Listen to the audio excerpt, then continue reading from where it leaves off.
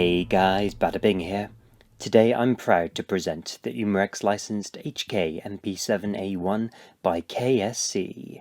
But it's not just any off-the-rack KSC MP7.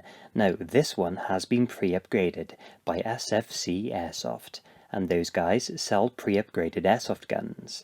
You don't need to do anything more to them beyond filling the magazines. They got in touch with me after seeing my previous videos, and they chose me to showcase their efforts by sending me this sweet piece of kit for free. Wow. The thing that made this opportunity even more of a bonus is that I get to maintain my honest approach to this review. I see this as an absolute win. With the upgrades that SFC packed into this PDW, it is said that it can be used to take shots at extended distances. The kind of distances suited to bolt guns, rather than short CQC SMGs. I cannot wait to see if it's able to hit a man-sized target at range.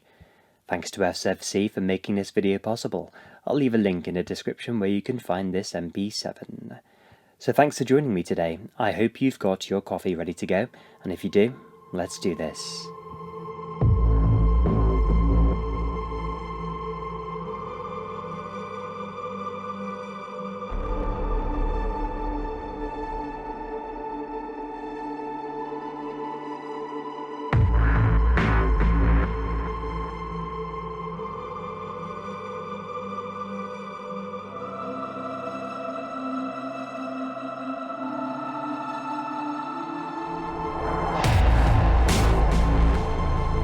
The KSC/KWA MP7s have been around for almost 10 years, which is a good amount of time for a gas blowback system that's still in production.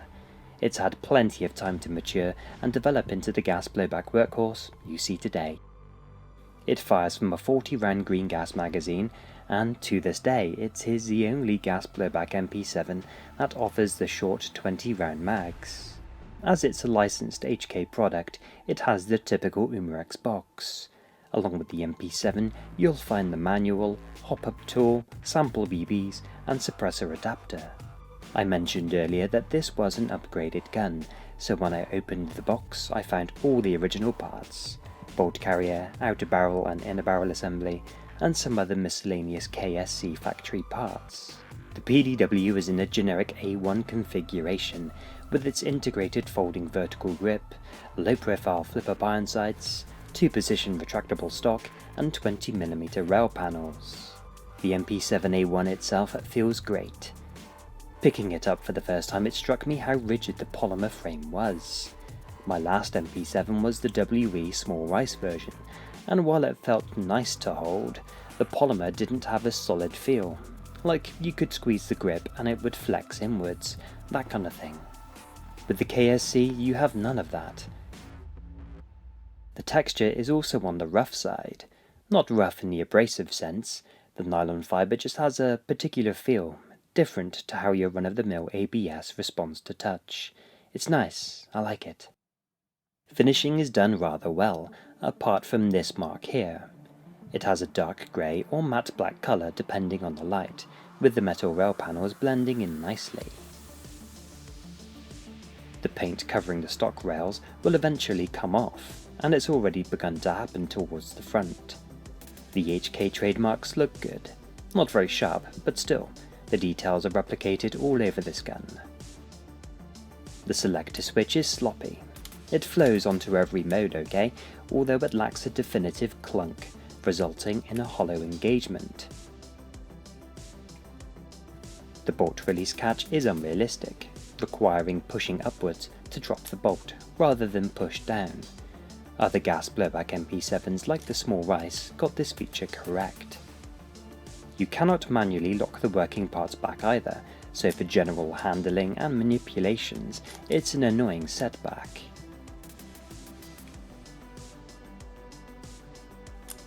There's nothing really to note regarding the charging handle. Some gas MP7s have a tendency to shoot their handles into your nose when firing. The one we have here stays exactly where it is when shooting. The magazine release catch is on the verge of being a tad too small for my thumb to reach over and push. It would be handier if it were wider for me to index upon it properly, but with all HK Ambi mag releases, I'll just come off with my trigger finger and do it that way. The vertical foregrip unlocks from its stowed position positively. The latch is under a strong spring tension, adding to its air of quality. Furthermore, it provides a solid base in which to place your hand. If you've played around with MP7s before, you know exactly how cool these iron sights are. The 3-dot irons, combined with the MP7's small frame, gives you the illusion you're shooting the equivalent of a Mark 23 SOCOM with a 40-round magazine. It's not that much bigger. KSC and TM MP7s are actually smaller in dimensions than the real thing. If you love 1-to-1 scale realism like I do, this fact will put you off it. Flip up the irons and you get a really cute sight picture. They are so easy to adjust, you can have them right on the money within a few shots. They're great. Activate rifle mode by pulling out the retractable stock, which is a very smooth process by the way, and the compact frame gives you the ideal aggressive positioning. Unlike its older brother, the MP5, this doesn't overextend your silhouette. It keeps you in a nice, tight and manoeuvrable stance, without being too constrictive. It moves with you. It's this reason why PDWs like this dominate in close-quarter environments. So, what's with the golden letterbox through the ejection port? Well, it's the obvious sign that it's no off-the-shelf gas blowback.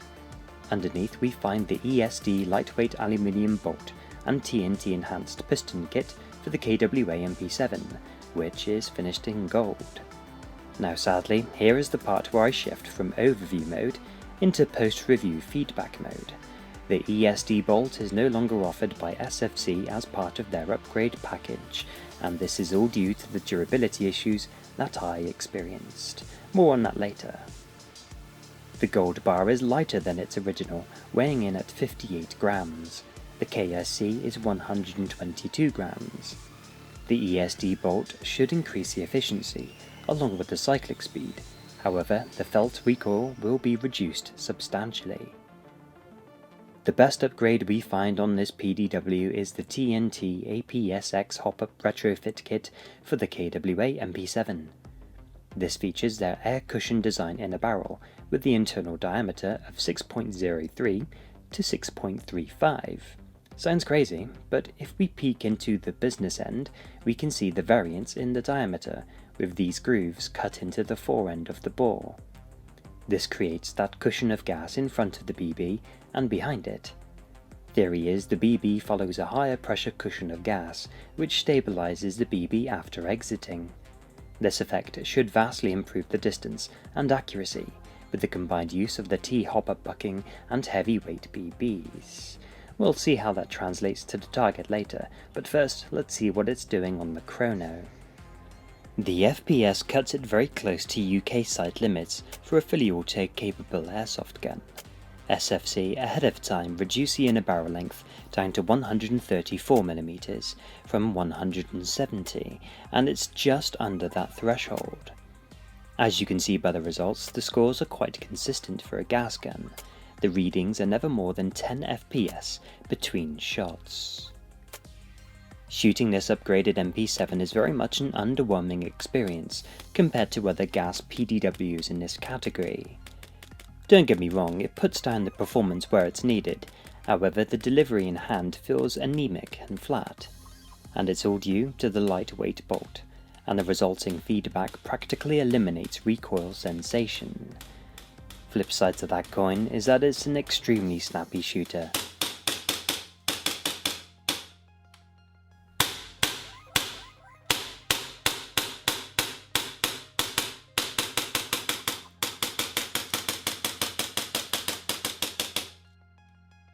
The best way I can choose to describe how it shoots is by comparing it to a Polarstar proton pack powered HPA system. It cycles very quickly, with hardly any felt mechanical reciprocation, just a short thud of vibration. The only thing that restricts you from unleashing its super fast potential is the trigger. It's not ideal. Squeezing the trigger feels light, with a long take-up. There's no clear edge with the clean break either, so you're pulling and it's gone. When you're coming back forward expecting a reset, you're not going to find it unless you have good hearing.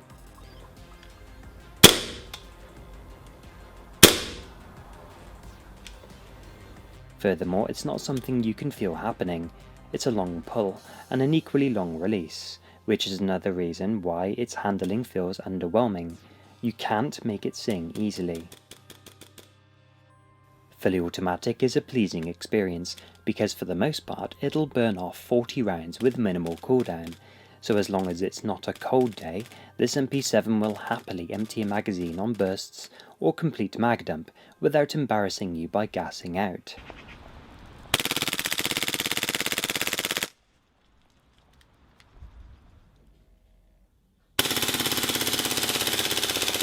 Seeing videos of the real thing, burning through magazines, it's great that this MP7 can give you the same kind of experience. But what about that original bolt carrier?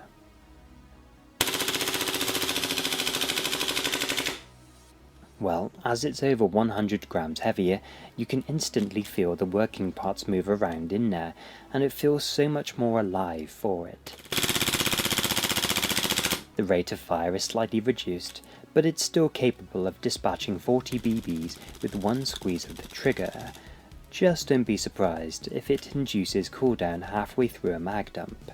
Even a slight breath of cooler temperatures, and the original bolt finds it hard to maintain a steady rhythm. Using single shot with the original bolt, you still get crisp shots, with a noticeable jolt upon each trigger pull. It feels better, and more along the lines of what I'm used to from a gas SMG. The standard configuration is simply a good experience that can deliver those BBs in rapid succession if called upon.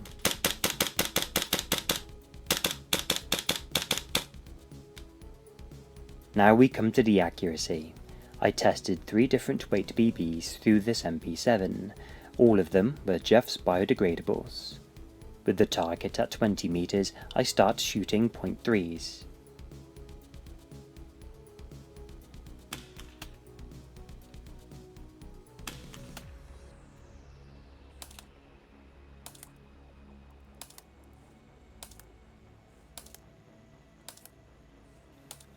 The results are fairly average. It's about what I would expect out of a gas blowback rifle right out of the box, although I did have a few land in the exact same spot.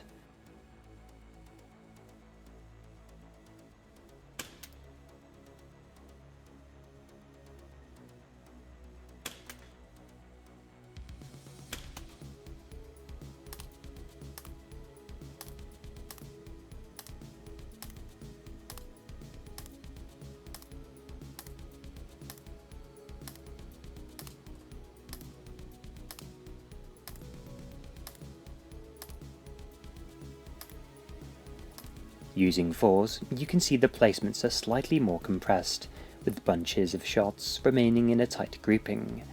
Like we saw with the 3s, there are some flyers far off the formation.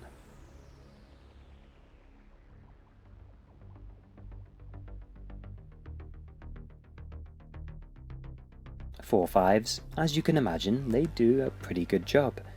The grouping is tidy and focused around the centre, without having any of the flyers disturbing the pattern by veering off. They might be overkill for this range, but at least we know what it can do.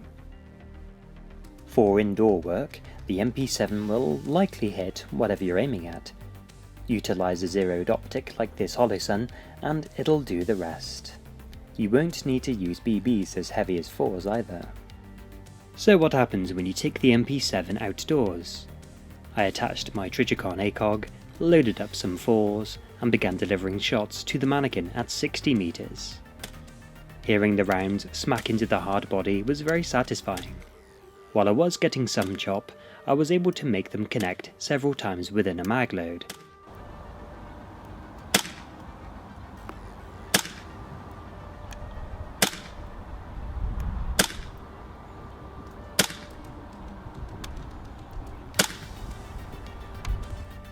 I wanted to see if I could compress the groupings for this distance, so I tried 4 5s, and it was immediately clear my hit ratio had improved. At this distance, most off-the-shelf AEGs begin to drop here, so to see those BBs which weren't hitting the mannequin zoom straight past it and end up getting lost in the fence at the end, that was truly incredible.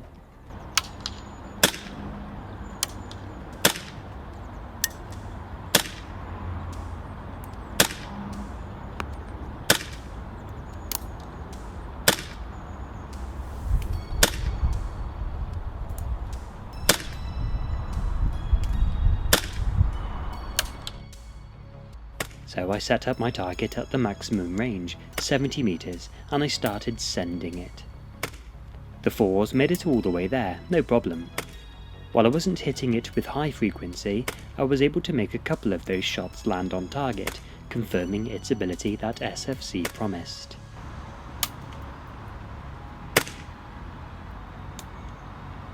I upgraded to 4 5s, and the spread was reduced, which made more of those BBs hit. These slightly heavier rounds made a difference. However, the number of misses still outnumber the amount that hit. Regardless, it's done remarkably well, given the distance and the crosswind that I get here. That and it's still a freaking MP7. They did say that due to the shortened inner barrel and the reduction in FPS, that it's better suited to hitting targets at 60 meters, which is a piece of cake.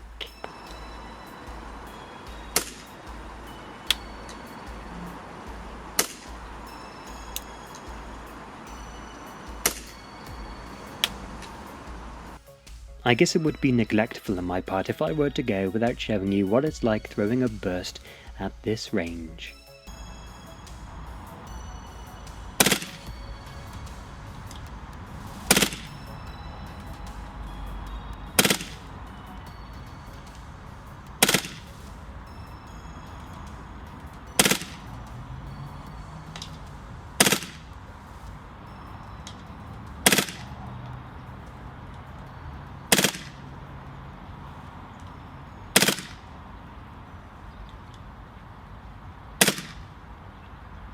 The SFC upgraded HK MP7A1 by KSC.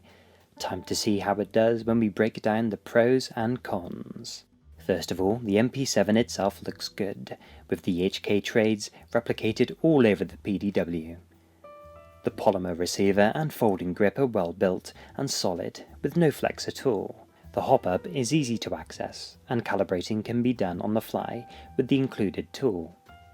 20 round and 40 round green gas magazines are available, and the follower can be locked on the bottom to ease the loading process. This MP7 has various aftermarket upgrades available to it. The gas system is very efficient when using the lighter bolt, and it's fully automatic. While being fast, it's much more consistent and less prone to cooldown. The recoil produced with the stock bolt has a good thump, and as I said before, it feels more alive when it's going off. The TNT Retrofit Kit is the crown jewel of this upgraded MP7, and as a result, the range and accuracy are very high. Finally, as it's been out for a long time, it benefits from a high amount of resources online should you need any tips, guides, or problem solving.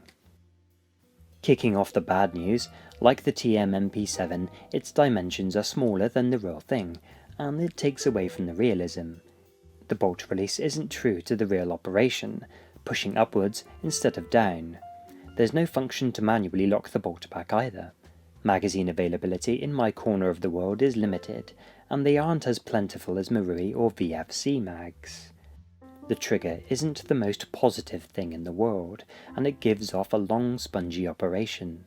The selector switch adjustment is light, and the modes have very shallow locks. The right side in particular is loose, even if the grub screw is tightened. The stock is a little wobbly when extended. It's quite an old gun now, and other gas blowbacks will have surpassed this one's baseline performance by now. And finally, the ESD aluminium bolt that used to be offered by SFC Airsoft was not a durable heart of this KSC MP7.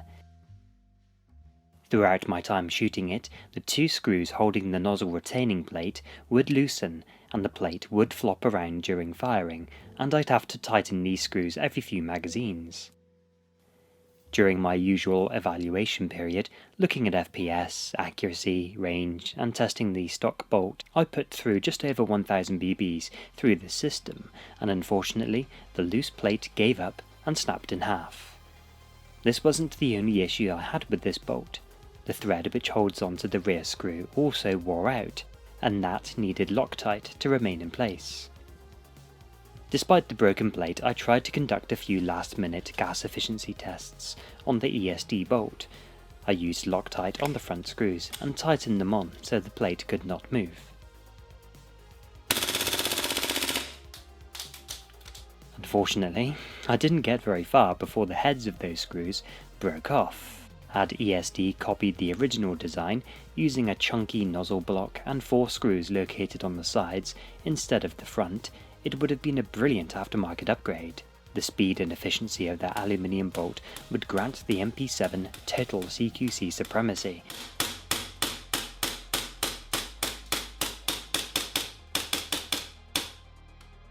I passed the feedback onto SFC Airsoft, and they removed the ESD bolt from their upgraded MP7s.